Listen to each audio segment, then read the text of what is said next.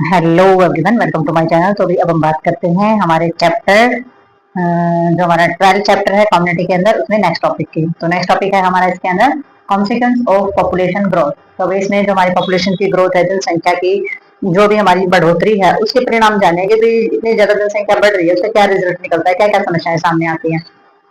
तो most of the developing country के अंदर इन्होंने बताया with the arrest of the the endeavor of rise the standard of living in their people are facing the problem of population exploitation। तो भाई most of developed country यानी कि ज्यादा से ज्यादा जो हमारे विकसित देश हैं, जितने भी विकासशील देश हैं, वो क्या अरेंज कर रहे हैं, वो ये अरेंज कर रहे हैं कि भाई हमारा जो लोग हैं, हमारे जो नागरिक हैं, हमारी जो जनता है, उसका जो स्टैंडर्ड है, लिविंग स्टैंडर्ड है, उसको राइज करे। भाई जो लिविंग ऑफ स्टैंडर्ड है, रहन सहन का जो तरीका है, उसको अच्छे तरीके से ग्रो करे और उसको बढ़ाए। लेकिन फेसिंग प्रॉब्लम, लेकिन क्या प्रॉब्लम फेस कर रहे हैं, प्रॉब्लम हो रही है पॉपुलेशन जो हमारा एक्सक्लूजन है। तो पॉपुलेशन यानी कि पॉपुलेशन बढ़ती हुई जनसंख्या का जो विस्फोट है, वो प्रॉब्लम जो है वो सामने आ रही है। तो जनसंख्या ज्यादा बढ़ेगी तो प्रॉब्लम तो आएंगी। ठीक है, तो इसमें कौन कौन सी आ जाती है, इसमें सोशल, बायोलॉजिकल, इकोनॉमिक। तो भी सोशल तो आ जाते हैं सामाजिक तरीके से। ठीक है, बायोलॉजिकल तरीके से हमारी जो चीजें हैं आर्थिक तरीके से आ जाती हैं, और हेल्थ को लेकर के हमारे जो कॉन्स्टिट्यूंस जो परिणाम आते हैं स्वास्थ्य को लेकर के, और पॉपुलेशन ग्रोथ की जो चीज है वो हमारे नीचे दी गई है। तो देखते हैं कौन कौन सी समस्याएं इन चीजों को लेकर के आती हैं। जैसे जैसे जनसंख्या बढ़ेगी तो हर चीज की समस्याएं आएंगी हमारी। तो नेक्स्ट देखते हैं, इकोनॉमिक आ जाती है, बेरोजगारी बहुत ज्यादा बढ़ जाती है, शारीरिक रूप से समस्याएं, सामाजिक रूप से समस्याएं जो है वो हमारी बढ़ जाती है। तो नेक्स्ट देखते हैं हम आगे। अब इसमें हमारा बायोलॉजिकल कॉन्सिक्वेंस के अंदर कौन सी आ जाते हैं, बायोलॉजिकल कॉन्सिक्वेंस में आ जाता है कि population growth affect the size and age composition of population. तो पॉपुलेशन की जो ग्रोथ है, बढ़ती हुई जो जनसंख्या है, वो हमारी इफेक्ट करती है साइज और जो उम्र की जो चीजें होती हैं, एज कंपोजिशन होती है, उन सभी को जो है पॉपुलेशन क्या करती है, पॉपुलेशन क्या करती है, अफेक्ट करती है, बहुत ज्यादा प्रभाव उसके ऊपर डालती है। तो growth of population usually young population. तो जो हमारी जो ग्रोइंग जो पॉपुलेशन है सबसे ज्यादा वो यंग पॉपुलेशन है, यानी कि जवान जो लोग होते हैं उनकी पॉपुलेशन बहुत ज्यादा। For example of India, India के अंदर ये बहुत ज्यादा मात्रा में यंग पॉपुलेशन जो बढ़ रही है वो इंडिया के अंदर बहुत ज्यादा मात्रा में है। और जो 15 साल की एज के जो बच्चे हैं, 15 साल से कम एज के जो बच्चे हैं, वो हमारी कुल जनसंख्या का 29.1% पार्ट है। ठीक है, तो हमारी जो टोटल जनसंख्या है उसमें से 29.1% जनसंख्या जो है वो कौन सी है, हमारी यंग एज के अंदर आ जाती है। ठीक है, तो इसमें जो इम्प्लीकेशन हमारे दिए गए हैं, जैसे कि young population is the dependent population. और यंग पॉपुलेशन होती है जो हमारी 15 साल से कम के जो बच्चे होते हैं, वो कैसी पॉपुलेशन है, वो डिपेंडेंट है, यानी कि माता पिता पर आश्रित है। 1 साल से 14 साल के जो बच्चे होते हैं माता पिता पर आश्रित होते हैं, इसलिए उनको डिपेंडेंट पॉपुलेशन बोला जाता है। और dependency burden is very high in India. और ये जो डिपेंडेंसी बर्डन है, ये इंडिया के अंदर बहुत ज्यादा मात्रा में है। ठीक है, तो ये बर्डन बहुत ज्यादा मात्रा में है। और इसमें ग्रेटर जो प्रेशर ऑफ पीडियाट्रिक्स, और इसमें सबसे ज्यादा जो प्रेशर है, जो दबाव है, वो पीडियाट्रिक्स यानी कि जो बच्चे हैं उनकी केयर, पीडियाट्रिक्स केयर और एमसीएच, माँ और बच्चे की हेल्थ सेवाओं की जो हेल्थ सेवाएं जो होती है, ये सबसे ज्यादा प्रेशर वाला यानी कि दबाव वाला हमारा जो पार्ट है, एरिया है। ठीक है, यानी कि सबसे ज्यादा प्रेशर इसी चीज का होता है इंडिया के अंदर, सबसे ज्यादा बर्डन इसी चीज का होता है कि भी माँ और बच्चे की देखभाल करना और उनको स्वस्थ रखना। तो ये सारी की सारी जो सेवाएं होती हैं। और लार्ज आउटली नीड जो है supporting of the young population from provide social and welfare. और वो ये हो जाता है कि भाई जब बहुत ज्यादा मात्रा में जो पॉपुलेशन है, यानी कि ये जो हमारी बर्डन जो दे रखा है, यानी कि यंग पॉपुलेशन का, तो इसको सपोर्ट करने के लिए, सामाजिक तौर पर इसकी जरूरत पूरी करने के लिए बहुत ज्यादा सोशल और वेलफेयर यानी कि जो हमारा कल्याणकारी जो चीजें होती हैं, जरूरत की जो चीजें होती है सोशल, तो बहुत ज्यादा जो खर्च जो होता है, बहुत ज्यादा खर्च प्रोवाइड करना पड़ता है, बहुत ज्यादा सपोर्ट प्रोवाइड करना पड़ता है इन सभी की जरूरतों को पूरा करने के लिए। ठीक है, तो ये हमारा आ जाता है बायोलॉजिकल कॉन्स्टेंट्स। ठीक है, तो नेक्स्ट देखते हैं इसके अंदर। अब इसमें जो हमारी यंग पॉपुलेशन है उसको किन किन चीजों की जरूरत हो जाती है, जरूरत इन द सेंस की कौन कौन सी जो चीजें हैं वो कम्प्लीट करनी पड़ती है। जैसे कि सर्विसेज होगी, सारी की सारी वेलफेयर सर्विसेज होगी। ठीक है, वेलफेयर सर्विसेज में कौन कौन सी चीजें आ जाती है, जैसे कि एजुकेशन है, उसकी हेल्थ है, तो सारी की सारी उसकी उसको दी जाने वाली फैसिलिटी है, या फिर हाई बर्थ रेट गोल्स, और जो हाई जन्म दर जो कि हाई मृत्यु की तरफ जाती हुई जो चीजें होती हैं, यानी कि कोई भी रेट है, बर्थ रेट और जो डेथ रेट है, वो सारी की सारी, और इन्फेंट मोर्टेलिटी रेट यानी कि बच्चों की, यानी कि शिशु की बीमारी दर या मृत्यु दर का जो होती है। और इसमें एक्सपेक्टेशंस ऑफ लाइफ जो अपेक्षा होती है जीवन की, क्वालिटी ऑफ लाइफ डिक्लाइन, और जो क्वालिटी ऑफ लाइफ है, यानी कि जो बेहतरीन लाइफ जीने की जो हमारी अपेक्षा होती है वो कम होती जाती है। तो ये सारी की सारी हमारा क्या है, एक बर्डन है जो यंगर एज है उसकी जो चीजें हैं वो इसके अंदर बताई गई है कि किन किन चीजों की, किन किन सर्विसेज, किन किन सेवाओं की आवश्यकता हमारी यंग एज को होती है। तो इकोनॉमिक जो हमारा कॉन्सिक्वेंस जो होता है, यानी कि आर्थिक आधार पर जो हमारे परिणाम होते हैं पॉपुलेशन ज्यादा बढ़ जाने की वजह से, तो पॉपुलेशन की जो ग्रोथ होती है वो हमारी सारी के सारी रिकैप्टा इनकम से, यानी कि हमारी प्रति दर कमाने वाला, यानी कि एक इंसान की जो इनकम होती है उसके हिसाब से बहुत ज्यादा इफेक्ट इसके ऊपर पड़ता है। 1530 यूएस डॉलर के हिसाब हमारा पर ईयर था, जैसे कि 2012 सन 2012 में जो हमारा पूरा का पूरा जो इनकम थी वो 1520 डॉलर के हिसाब से थी, कंपेयर विद अदर और कुछ जो देश थे उसमें 40,000 यूएस डॉलर के हिसाब से जो डेवलप कंट्री थे उनके अंदर, और more than 28.6% in India population live below the poverty line, और वही इंडिया के अंदर जो है 28.6% जो इंडिया के अंदर जो पॉपुलेशन है वो गरीबी रेखा से नीचे जीवन यापन करती है। और पॉवर्टी लीड टू सिकनेस, और जो गरीबी होती है वो क्या करती है, वो बीमारी उत्पन्न करती है, यानी कि बीमार करती है। एंड सिकनेस इज पॉवर्टी, और जो बीमारी होती है वो गरीबी को बढ़ा देती है। तो this is the various cycle. तो ये जो साइकिल होता है, ये जो दुष्चक्कर होता है, ये चलता ही रहता है। ठीक है, गरीब होंगे, अगर थोड़ा सा अपना थोड़ा सा इनकम कुछ करेंगे, बीमार हो जाएंगे, फिर बीमारी पर लग जाएंगे। तो इस तरीके से गरीबी रेखा के जो लोग होते हैं, बीमारी और पॉवर्टी दोनों ही चीजों को घेरे रहती हैं और प्रिविलेंट है इन द डेवलपिंग कंट्री। और the benefits of plan development of the mostly of consumed by the new population, और जितने भी प्लान और जितनी भी चीजें जो उनको डेवलप करने के लिए बनाई जाती है ना, तो मोस्टली जो न्यू पॉपुलेशन है, यानी कि नई जो पैदा होने वाली नई जो ज्यादा जनसंख्या बढ़ती है, तो making the more and more difficulty of rise of the existing standard of living. तो वही इन्होंने बताया है कि जो गरीबी रेखा से नीचे जो ऑलरेडी जो लोग जी रहे हैं उनके लिए अगर कुछ चल करने चलते तो जो नई जो बढ़ती है जो पॉपुलेशन है उसमें और भी ज्यादा प्रॉब्लम और भी ज्यादा डिफिकल्टी पैदा हो जाती है कि भाई इंसान कितना कहाँ तक करेगा। जनसंख्या ज्यादा से ज्यादा बढ़ती जा रही है, तो उसकी पॉपुलेशन को कंट्रोल करना बहुत ज्यादा जरूरी है। अगर किसी चीज पे काम करना है तो सबसे पहले पॉपुलेशन पे कंट्रोल किया जाएगा। तो कितनी हद तक कहाँ तक जो है गरीबी रेखा को रोका जाएगा। गरीबी रेखा तभी रुक सकती है जब आप पॉपुलेशन पे कंट्रोल करेंगे। ठीक है, तो इकोनॉमिक जो चीजें हैं हमारे ऊपर बहुत ज्यादा बहुत ही गहरा इफेक्ट पड़ रहा है पॉपुलेशन के बढ़ने का। ठीक है, तो नेक्स्ट देखते हैं इसमें हम। तो इसमें हमारा कुछ सोशल हमारा कॉन्सिक्वेंस आ जाता है, यानी कि हमारे जो सामाजिक परिणाम होते हैं। तो सामाजिक परिणाम के अंदर क्या जाएंगे, जैसे जैसे हमारी पॉपुलेशन बढ़ेगी वैसे वैसे सामाजिक प्रॉब्लम भी हमारी बढ़ेंगी। तो सामाजिक प्रॉब्लम में क्या हो जाएगा, इसमें फेवर जॉब अपॉर्चुनिटी, तो भी जो नौकरियां वगैरह है वो कम मिलेंगी, बेरोजगार ज्यादा होंगे लोग। ठीक है, स्कूल में जो फैसिलिटी वगैरह है वो अपर्याप्त हो जाएंगी। हाई परसेंटेज जो है लिटरेसी यानी कि साक्षरता की कमी हो जाएगी। ठीक है, और हाई मतलब कि जो गरीब रेखा से नीचे वाले लोग हैं वो क्या करेंगे, गरीब रेखा ज्यादा है तो बच्चों को पढ़ाएंगे भी नहीं, हालांकि उनकी जो फीस है सब कुछ है, खाना भी दोपहर का दिया जाता है, सारी चीजें मुफ्त करने के बावजूद भी बच्चों को स्कूल नहीं भेजा जाता है बच्चों को। तो सब स्टैंडर्ड जो है वो हमारा कम हो जाएगा, घर की प्रॉब्लम हो जाएगी। ठीक है, अर्बन यानी कि शहरीकरण की जो चीजें उनमें गिरावट आ जाएगी, बहुत ज्यादा भीड़ भाड़ बढ़ जाएगी, इंक्रीज हो जाएगा हमारे जो ऑर्डर सिचुएशन है या कानून को लेकर के जो हमारी स्थिति है वो उसमें भी गिरावट आ जाएगी, आगे मतलब आती भी है और आ रखी है। जो टोटल हमारा डिससेटिस्फैक्शन विद जो हमारी राजनीति चीजों को लेकर के, हमारी जो इंस्टीट्यूशन चीजों को लेकर के भी हमारा जो संतुष्टिजनक चीजें नहीं रहती हैं टोटल, यानी कि सोशल यानी कि सामाजिक तौर पर बहुत ही ज्यादा प्रॉब्लम आती है पॉपुलेशन के बढ़ने से। और हेल्थ फंक्शंस के अंदर भी बहुत ज्यादा चीजें इंक्लूड होती है, जैसे कि हायर इनफेंट एंड चाइल्ड डेथ, तो भी बहुत ज्यादा मात्रा में शिशु और बच्चों की मृत्यु दर। ठीक है, मैटरनल डेथ माओ की बीमार होने की और जो मृत्यु दर होती है वो ज्यादा हो जाती है। और लोअर एक्सपेक्टेशन ऑफ लाइफ यानी कि जीवन के प्रति समस्याएं जो हमारी अपेक्षाएं हैं वो कम हो जाती हैं। न्यूट्रिशन लेवल बहुत ज्यादा मात्रा में कम हो जाता है, यानी कि पोषण जो होता है वो नहीं मिलता है। इन्वायरमेंट हैजर्ड्स हो जाते हैं, पर्यावरण से संबंधित होने वाली जो प्रॉब्लम है, जैसे कि पॉपुलेशन ज्यादा बढ़ती है तो पानी, भोजन, मिट्टी और एयर सारी चीजें दूषित भी होती हैं और कमी भी होती है भोजन की। तो पुअर क्वालिटी और quantity of health care services, तो भी हेल्थ केयर जो सर्विसेज होती हैं उनकी वो भी बहुत ही कम मिलती है, क्वांटिटी भी कम होती है, क्वालिटी भी उनकी कम होती है। यानी कि गवर्नमेंट हॉस्पिटल में भी जाके आप देखोगे तो इतनी भीड़ होगी कि लोगों को चक्कर पे चक्कर काटने पड़ते हैं, लेकिन अच्छे से ट्रीटमेंट नहीं मिलता है, ना क्वालिटी होती है। ठीक है, तो क्वालिटी और क्वांटिटी दोनों की कमी हो जाती है। क्वांटिटी तो रहती है ज्यादा, बहुत ज्यादा भीड़ भाड़ रहती है, तो उसमें किस चीज की जरूरत पड़ेगी, तो जनसंख्या ज्यादा बढ़ेगी तो ज्यादा डॉक्टर चाहिए, ज्यादा नर्स चाहिए, ज्यादा हॉस्पिटल चाहिए, हॉस्पिटल ज्यादा बेड वाला चाहिए। ठीक है, और ज्यादा रिसोर्सेज जो रहेगी वो तो अलग है, जो जरूरत की चीजें हैं वो सारी की सारी और ज्यादा से ज्यादा चीजों की जरूरत हमारी हेल्थ को ठीक रखने के लिए पड़ती है। अगर जनसंख्या जितनी ज्यादा बढ़ती है तो उतनी ही ज्यादा डिमांड हमारी इन चीजों को लेकर के बढ़ेगी। ठीक है, तो नेक्स्ट देखते हैं इसमें। तो नेक्स्ट हमारा इसके अंदर आ जाता है birth control.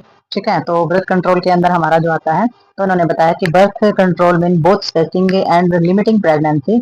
It may be described as children by choice not by chance. It is identified chief with contraceptions. तो भाई बर्थ कंट्रोल के मामले में इन्होंने बताया कि बच्चों के जन्म के ऊपर जो कंट्रोल किया जाता है, तो उसमें एक तो आ जाता है बर्थ स्पेसिंग यानी कि बच्चों के बीच में अंतर रखना, और लिमिटिंग प्रेगनेंसी। ठीक है, तो हमारी ये जो दोनों ही चीज है, एक तो बच्चों के अंतर रखना या फिर बच्चों की जन्म पे पाबंदी लगाना। ठीक है। तो ये हमारी जो दोनों ही चीज है, ये दोनों ही जो डिस्क्राइब की गई है, इस दोनों का ही अलग मतलब होता है। यानी कि एक तो होता है चिल्ड्रन बाय चॉइस, तो भाई आप अपनी मर्जी से आप बच्चा चाहते हैं और अच्छे तरीके से अपनी एज को देखभाल के, अपनी स्थितियों को देखभाल के, वो होता है बाय चॉइस जो है बेबी प्लान करना। ठीक है। एक होता है नोट बाय चांस। ठीक है। बाय चांस नहीं होना चाहिए, यानी कि अगर प्रेगनेंसी होगी तो चलो ठीक है, होगी तो होगी, तो वो वाली चीज हो जाती है। इसमें चाइल्ड बाय चॉइस आपकी चॉइस के हिसाब से होना चाहिए, ना कि बाय चांस हो जाए। तो ये जो है आइडेंटिफाई किया जाता है, कुछ मुख्य कॉन्ट्रासेप्शन की जो चीजें होती हैं वो इसके अंदर की जाती हैं, ताकि आपकी जो प्रेगनेंसी है वो चॉइस से हो, चांस से ना हो। ठीक है। तो इसमें फैमिली प्लानिंग जो है हमारी, उसमें जो synonymous with the birth control which was felt to be too negative and restrictive. तो भाई इसमें जो फैमिली प्लानिंग जो है वो हमारा बर्थ कंट्रोल का सिनोनियम नहीं है, यानी कि प्राइवेसी नहीं है। फैमिली प्लानिंग और बर्थ कंट्रोल एक चीज नहीं है, अलग अलग चीज है दोनों के दोनों, जैसे कि यहाँ भी बताया है। तो फैमिली प्लानिंग क्या है, वो होता है हमारा परिवार नियोजन, यानी कि परिवार नियोजन यानी कि छोटी फैमिली रखना। एक होता है बर्थ कंट्रोल, बच्चों पे अंतर रखना है, तो उसका भी मकसद कहने को मीनिंग सेम हो सकता है, लेकिन परिवार नियोजन में और बर्थ कंट्रोल में अंतर होता है। ठीक है। तो इसको जो हम बर्थ कंट्रोल जो बोलते हैं ना, इसको लोग जो है नेगेटिव तरीके से लेते हैं और इसको प्रतिबंध मानते हैं कि हमारे ऊपर पाबंदी लगाई गई है कि हमने एक ही बच्चा पैदा करना, दो ही बच्चे पैदा करने से ज्यादा नहीं करने हैं। ठीक है। तो वो चीज समझ लेते हैं बर्थ कंट्रोल को। तो ये अलग अलग चीजें मानी जाती है, फैमिली प्लानिंग और बर्थ कंट्रोल।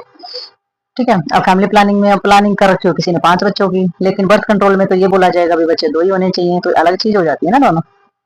तो नेक्स्ट WHO के द्वारा जो एक्सपर्ट कमेटी हमारी 1971 में उन्होंने डिफाइन किया था और डिस्क्राइब किया था फैमिली प्लानिंग के बारे में। तो उन्होंने बताया था कि फैमिली प्लानिंग जो वो रेफर करती है प्रैक्टिस, और जो हमारा जो इंडिविजुअल चीजों में मदद भी करती है उन कपल्स की जो माता पिता बनने योग्य हैं। तो कौन कौन से ऑब्जेक्ट इसमें आ जाते हैं, सबसे पहले अवॉइड अनवांटेड बर्थ, यानी कि जो अनचाहे जो बच्चे का जन्म होता है उसको अवॉइड किया जाएगा। और जो बच्चा जो जब बच्चा चाहिए होता है, तो जैसे कि वांटेड बर्थ है, जो जिस बच्चे को चाहा जाता है या फिर अपनी मर्जी से होने वाला जो बेबी होता है, उसके बारे में उसकी देखभाल और सारा सब कुछ किया जाएगा। इसमें रेगुलेट किया जाएगा इंटरवल बिटवीन प्रेगनेंसी। तो प्रेगनेंसी में अंतर कितना होना चाहिए, बच्चों में 2 साल का अंतर, 4 का या 5 का, तो उस तरीके से जो है फैमिली प्लानिंग की जाएगी। नेक्स्ट है हमारा control of time at which birth occur of the relation to the age of the parents. तो भाई इसमें जो बर्थ कंट्रोल में इसमें टाइम के आधार पर, बर्थ के आधार पर, और जो माता पिता की जो एज है वो सारी की सारी देखी जाती है। और इसमें नंबर ऑफ चिल्ड्रन भी देखे जाते हैं परिवार में, कि बच्चों की संख्या जो है वो कितनी है।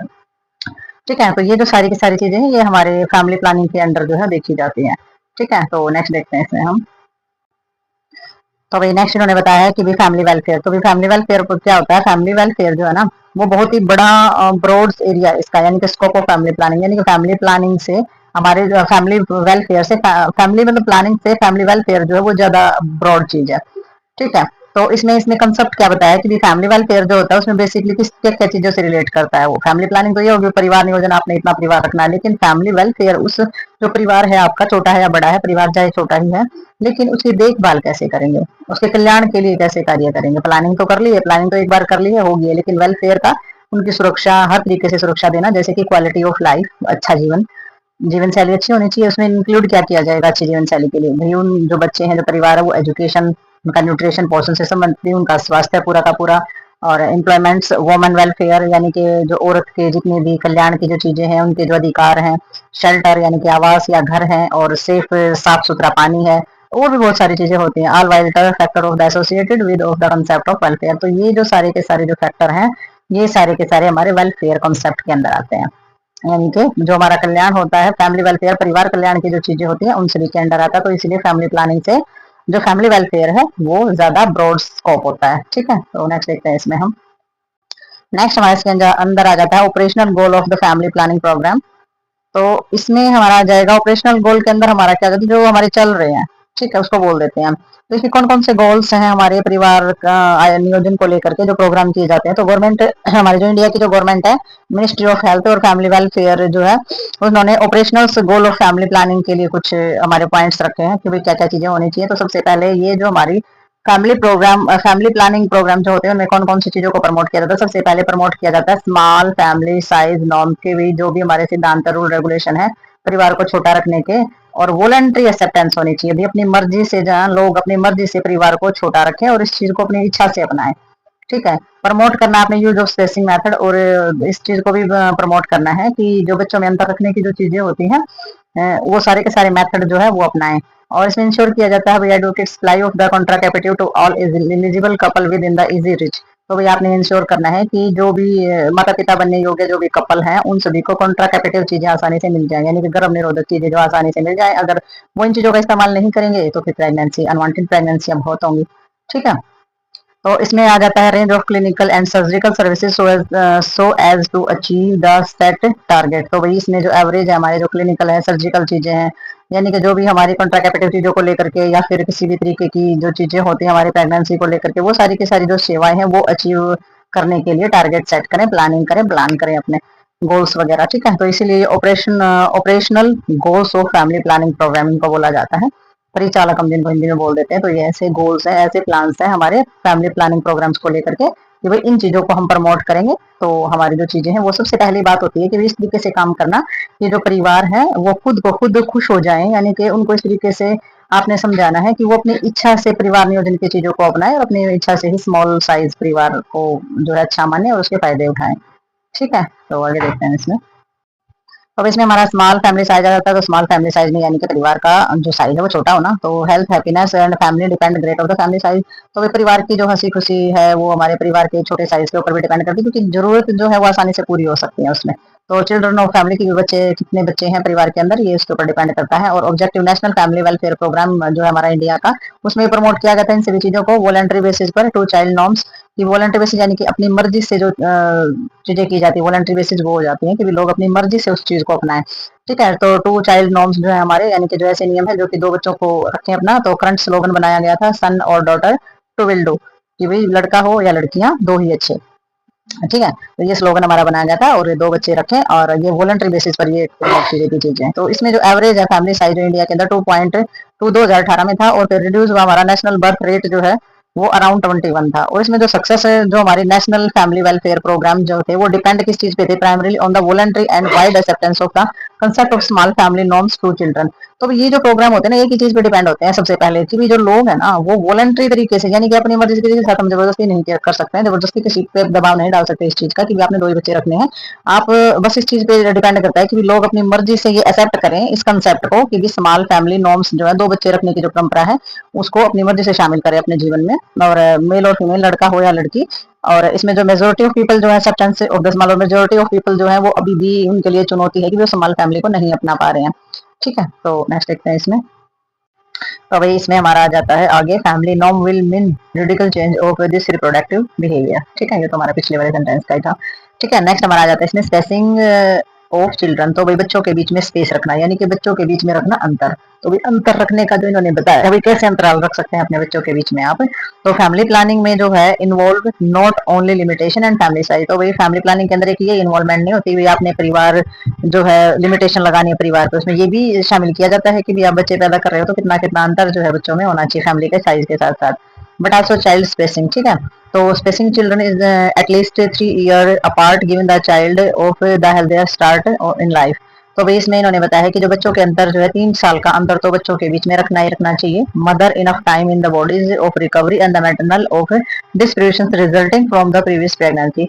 तो वे 3 साल में जो पहला बच्चा होता है उसके बाद 3 साल का गैप इसलिए भी रखना चाहिए कि भी जो मदर है उसको पूरा टाइम मिल जाता है, उसकी जो बॉडी है उसकी रिकवरी भी हो जाती है और मैटरनल जो चीजें होती है वो भी बिल्कुल सुधार में आ जाती हैं।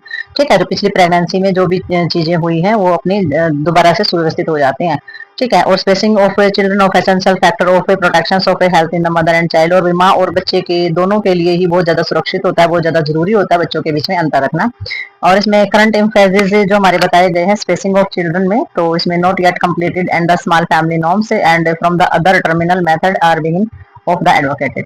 तो इन्होंने बताया है जो अब के जो हमारा जो करंट फेज है, यानी कि अब की जो बात की जाए प्रेजेंट की, तो इसमें बच्चों के बीच में अंतर रखना is not yet completed there small family norms. ठीक है, तो हमारे छोटे परिवार की जो चीजें होती हैं, परिवार को छोटा रखने के लिए जितने भी हमारे नॉर्म्स होते हैं वो हमारे बहुत ज्यादा जरूरी होते हैं, उसके बगैर हमारी जो परिवार नियोजन की जो चीजें पूरी नहीं हो सकती हैं। और अदर टर्मिनल्स जो मेथड होते हैं वो भी हमारे इसके अंदर अपनाए जाते हैं। तो बच्चों के बीच में अंतर रखने का ये हमारा बच्चों के बीच में जो स्पेस रखना होता है ये बहुत ही ज्यादा जरूरी होता है कपल के लिए, उनके माँ और बेटे के बच्चे की हेल्थ के लिए भी और वैसे भी। ठीक है, तो वैसे नाम से ही पता चल रहा है स्पेसिंग ऑफ चिल्ड्रन। ठीक है, नेक्स्ट देखते हैं इसमें। तो भाई अब हम इसमें देखेंगे कि एलिजिबल कपल कौन से होते हैं। तो एलिजिबल कपल हमारे वो होते हैं, ये जो term eligible couple, target couple refer currently married couple of womens in the reproductive age group in, तो भाई हमारा जो एलिजिबल कपल होता है वो होता है कि भाई जो हमारा ऐसा दाम्पत्य जोड़ा जो कि बच्चे पैदा करने योग्य है, ठीक है। और टारगेट कपल होता है जिसको लक्षित किया गया, वही ऐसे दाम्पत्य चुने हैं, मतलब कि जो विशेष तौर से जो लक्षित किए गए हैं, ठीक है। तो दोनों में थोड़ा सा फर्क होता है। और करंटली जो मैरिड जिनके उसी टाइम यानी कि अभी अभी जो जिसकी शादी हुई है, नई नई जिसकी शादी हुई है, ऐसे कपल जो है जैसे रिप्रोडक्टिव ग्रुप के अंदर जैसे कि 15 से लेकर के 44 की एज के, और जिनकी नई नई शादी हुई हो, तो ऐसा कपल जो होता है एलिजिबल कपल या टारगेट टारगेट कपल हम उसको बोलते हैं। और इसमें जो एस्टिमेटेड होता है अबाउट 150 से लेकर 180 एलिजिबल कपल पाए जाते हैं 1000 के पॉपुलेशन में, यानी कि 1000 की पॉपुलेशन है तो उसमें 180 से 150 एलिजिबल कपल पाए जाते हैं। एलिजिबल कपल का मतलब हो जाता है 15 से 44 की बीच की एज के होते हैं, इससे कम ज्यादा एज के नहीं होते हैं, ठीक है। तो टारगेट कपल हम किसको बोलेंगे? Order to pinpoint of the couple who are the priority group within the broad definition and the eligible couple in there the target couple was of the coin। तो भाई सबसे पहले pin point किया गया था जो couple थे ना, प्रायोरिटी ग्रुप जो था हमारा, जैसे कि एलिजिबल कपल इसको परिभाषित किया गया था, तो उसके बाद इसको टारगेट कपल भी बोला जाने लगा। क्यों बोला जाने लगा? क्योंकि जो टारगेट कपल था ना वो अप्लाई किया गया था couple who have the 2-3 living children, भी जिसके जिंदा 2 से 3 बच्चे हैं और जीवित हैं, तो उनको सबसे पहले लक्षित किया जाने लगा था कि भी ऐसे जो है जोड़े हमने लेने जिनके 2 से 3 बच्चे हैं और बच्चे भी सही सुरक्षित हैं। तो परिवार नियोजन की जब हमारी चीजें चली, जब फैमिली प्लानिंग की जो चीजें चली हमारी लार्जली डायरेक्ट, तो सच ए कपल्स, तो भाई हमारी फिर ये जो definition of target couple in the gradually in large of include families with, फिर ये क्या हुआ, ये पहले तो हमारा लक्षित कपल जो है वो 2 से 3 बच्चों वाला होने लगा, फिर डिफाइन किया गया इसको टारगेट कपल जो है वो हमारा उसमें सारी की सारी फैमिली भी उसके अंदर इंक्लूड करने लगे, और जो न्यूली मैरिड कपल हैं जो नई नई जिनकी शादी होने लगी वो भी इसी नाम से जाने जाने लगे, ठीक है। तो सारे के सारे फिर टारगेट कपल के अंदर आगे विलक्षित किया गया कि भाई शादीशुदा जो है, और सारे के सारे शादीशुदा हैं या जल्दी शादी हुई है, 2 से 3 बच्चों के माँ बाप है या एक बच्चा जिसका है, तो सारे के सारे टारगेट कपल का नाम सबको लिया गया, मतलब इस योजना के अंदर सबको शामिल किया गया, ठीक है। तो पता होना चाहिए एलिजिबल कपल जो योग्य दंपति है, और देखो वो एज हो सकती है 15 से 44 की एज हो सकती है, वो एलिजिबल कपल है, ठीक है, एक योग्य कपल है। टारगेट कपल होता है जिनको स्पेशल लक्ष्य किया गया है, ठीक है। तो कई बार होता है जो एलिजिबल कपल है उम्र के हिसाब से एलिजिबल कपल है, लेकिन वैसे अगर क्षमता नहीं है प्रेगनेंसी की तो वो हमारे दूसरे रीजन और ऑब्स्टिकल चीजें होती है वो हम इसमें नहीं गिनेंगे, बट एलिजिबल कपल सिर्फ एज के हिसाब से एलिजिबल देखा है, ठीक है। और टारगेट कपल है जो पर्टिकुलर लक्षित किए जाते हैं, भाई लक्ष्य निर्धारित किया गया इस एज से इस एज के ये दंपति हमने लेने हैं, ठीक है। ऐसे जिनकी नई नई शादी हुई है, ऐसे लेने हैं जिनके 2 से 3 बच्चे हैं, या फिर ऐसे लेने हैं जो कि जिनके भी बच्चे हुए ही नहीं है, या फिर जिनका 2 से 3 बच्चे पूरे हो चुके हैं, तो परिवार पूरा हो चुका है उनका, तो इसलिए टारगेट जिस चीज का हम टारगेट लेके चलेंगे उसी को टारगेट कपल बोला जाता है, ठीक है। तो नेक्स्ट देखेंगे इसमें हम, तो नेक्स्ट हमारा इसके अंदर आ जाता है कपल प्रोटेक्शन रेट यानी कि सीपीआर। तो सीपीआर के अंदर हमारा क्या आ जाएगा? सीपीआर के अंडर आएगा हमारा कपल, ठीक है। सीपीआर के अंदर क्या आ जाएगा? कपल प्रोटेक्शन रेट, ठीक है। कपल प्रोटेक्शन रेट के अंदर हमारा आ जाएगा इसमें कपल प्रोटेक्शन रेट के अंदर हमारा आ जाएगा इसमें जैसे कि इसमें indicator of the prevalence of the contraceptive practice and community, it is defined as the percent of eligible couple of the effectively protect against childbirth by one or the other approved methods of family planning. तो भाई इन्होंने बताया कि भाई हमारा जो couple है couple की प्रोटेक्शन करना सीपीआर के अंदर आ जाता है, जो कपल हैं जो माता पिता बने होंगे उनकी प्रोटेक्शन किस तरीके से करेंगे, सुरक्षा किस तरीके से करेंगे। तो इंडिकेटर जो हमारे प्रिविलेंस जो कॉन्ट्रासेप्टिव ले जाए यानी गर्भ निरोधक जितनी भी चीजें हमारी इस्तेमाल की जाती है कम्युनिटी के अंदर, उन सभी से किस तरीके से सुरक्षा आप दिलाएंगे। तो इसमें जो डिफाइन किया गया ना एलिजिबल कपल को परसेंटेज के हिसाब से जो इफेक्टिव और प्रोटेक्टिव चीजें ली गई हैं बच्चे को जन्म देने से लेकर के, और जो भी मेथड आप अपना रहे हैं फैमिली प्लानिंग के, तो उनसे सुरक्षा देना इसमें मुख्य काम होता है। तो इसमें जैसे कि स्टरलाइजेशन पूर्ण रूप से जो है विसंक्रमित करना, आईयूडी यानी कि यूट्रन डिवाइस जितनी भी हमारी इंट्रा यूट्रस डिवाइस जो होती है गर्भ निरोधक जो चीजें होती है, कंडोम वगैरह यूज करना या ओल्ड पिल्स वगैरह लेना, ठीक है। तो स्टरलाइजेशन जो है वो account for the over 60% of the effectively protected couple. तो भाई जो स्टरलाइजेशन है ना इसको नसबंदी भी बोल देते हैं, तो नसबंदी जो है ना वो 60% इफेक्टिव है हमारा, प्रोटेक्टिव है, मतलब कि 60% कपल जो है बिल्कुल प्रोटेक्टिव है, बिल्कुल सुरक्षित है इस मेथड को अपना करके, ठीक है। तो वही नेक्स्ट देखते हैं इसमें हम, तो वही अब हम बात करेंगे इसमें नेशनल पॉपुलेशन। तो नेशनल पॉपुलेशन पॉलिसी, तो इसमें वही नेशनल पॉपुलेशन पॉलिसी जो है 2002 में जो हमारी चलाई गई थी, तो इसमें ये चीज दी गई है हमारी सारी कि इसमें जो हमारी पॉलिसी थी जर्नल जो रेफर की गई थी सारी की सारी policy, discrete the birth rate, growth rate, तो सारी की सारी चीजें डिस्क्रीट स्टेटमेंट ऑफ जो गोल हमारे थे, जो ऑब्जेक्टिव थे, जो टारगेट रखे गए थे हमारे पॉपुलेशन पॉलिसी के लिए, तो वो सारी की सारी नेशनल इसके अंदर रखी गई थी। और इसमें कुछ जो इंडिया के अंदर जो फॉर्मेट हुई थी, जैसे कि फर्स्ट नेशनल पॉपुलेशन पॉलिसी जो अप्रैल 1976 में स्टार्ट की गई थी, और ये नेशनल पॉपुलेशन पॉलिसी जो है 2000 से फिर ये 2010 तक आ गई थी। तो इसमें हमारे नेशनल जितना भी हमारे साइको डेमोग्राफिकल्स गोल जो थे वो कौन कौन से रखे थे 2010 के अंदर। तो इन्होंने कहा था कि सबसे पहले जो बुनियादी इन्होंने बताया of the unmeet needs of the basic reproductive system या चाइल्ड हेल्थ सर्विस सेवाएं जो भी हमारी जो सप्लाई की जाती है, इंफ्रास्ट्रक्चर यानी कि पूरा का पूरा जो ढांचा है और जो भी जरूरतें हैं उन सभी पर काम किया जाएगा। यानी कि बच्चों की स्वास्थ्य की सेवाओं को लेकर के, प्रजनन प्रक्रिया को लेकर के, सप्लाई को लेकर के, ढांचे को लेकर के जो चीजें करनी है, इंप्रूव करनी है, उन पर काम किया जाएगा। दूसरा इन्होंने रखा था कि भाई जो स्कूल एजुकेटेड बच्चे होते हैं, make school education up to age 14 year free of the compulsory. तो भी बच्चों को बिल्कुल फ्री एजुकेशन दी जानी चाहिए। 14 साल तक के बच्चों को पढ़ाया जाना बहुत ज्यादा जरूरी होता है। रिड्यूस करना चाहिए drop out primary secondary school level के जो होते हैं वो 20% जो है लड़के और लड़कियों को, ठीक है, ड्रॉप आउट नहीं करने देना चाहिए। तो इनको एजुकेशन देना बहुत ज्यादा जरूरी है। नेक्स्ट इन्होंने बताया बोला कि reduce infant mortality rate of below 30% 1000 live birth. तो ये 1000 बच्चे जो जन्म लेते हैं उसमें से जो बच्चों का जो मृत्यु दर है वो 30 से भी कम होनी चाहिए। यानी कि 1000 बच्चे पैदा हुए तो 30 से भी कम की डेथ होनी चाहिए, इससे ज्यादा नहीं। रिड्यूस मैटरनल मोर्टेलिटी भी ऐसे ही था। 1 लाख लाइव बर्थ हुए हैं तो उसमें से सिर्फ 100 का रेशो होना चाहिए। भैया 1 लाख बच्चे पैदा तो 1000 उनमें से किसी कारण से अगर डेथ होगी तो उससे ज्यादा नहीं होनी चाहिए। तो ये हमारे गोल्स रखे गए थे 2010 के अंदर अचीव करने के लिए।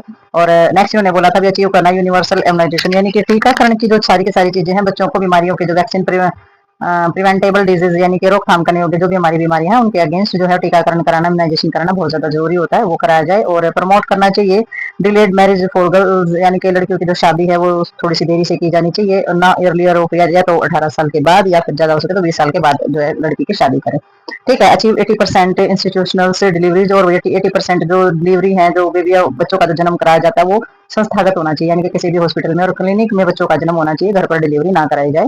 100% delivery by the trend person, और जो वही 100% जो हमारी जो डिलीवरी होती है वो प्रशिक्षित कार्यकर्ता यानी कि जो हेल्थ वर्कर होता है उनके द्वारा की जाए, जैसे कि एएनएम है, जीएनएम है, डॉक्टर है, उनके द्वारा ही डिलीवरी कराई जाए और हॉस्पिटल और क्लिनिक में ही कराई जाए। तो ये जो चीजें, ये जो पॉलिसी थी सारी की सारी, ये हमारी नेशनल पॉपुलेशन पॉलिसी 2002 के तहत हमारी स्टार्ट की गई थी। 1976 अप्रैल में ये पॉलिसी जो है पहली बार हमारी स्टार्ट हुई थी और 2010 में ये सारे के सारे रूल आउट किए गए थे। ठीक है। तो भाई ये जो हमारा टॉपिक है यहीं पर होता खत्म। तो मिलते हैं नेक्स्ट टॉपिक और नेक्स्ट वीडियो के साथ, तब तक के लिए बाय बाय।